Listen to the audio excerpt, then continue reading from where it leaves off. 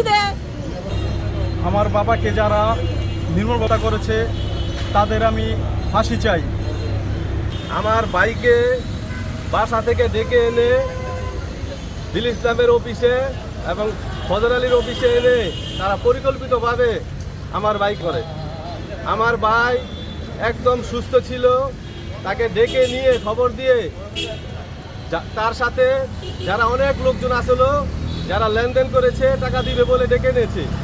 ডেকে এনে এক পর্যায়ে আমার ভাইকে মারধর করে। 1 নম্বর আসামি সুহেল, 2 নম্বর তাহের, 3 নম্বর মনির, 4 নম্বর ফয়সাল, 5 নম্বর আমির হোসেন। তারা পরিকল্পিতভাবে আমার ভাইকে বাসা থেকে ডেকে এনে এদের কাছ থেকে অনেক টাকা পয়সা পাবে, প্রায় 40 থেকে 50 লাখ টাকার মতন। তারা বলেছিল ওদিন টাকা দিবে, এক পর্যায়ে টাকা দিতে রাজিরা হয় নাই। আমার ভাইকে পরিকল্পিতভাবে তারা পিটিয়ে হয়েছে।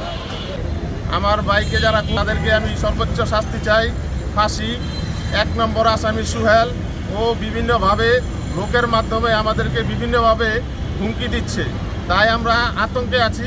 আমি সবার কাছে সহজ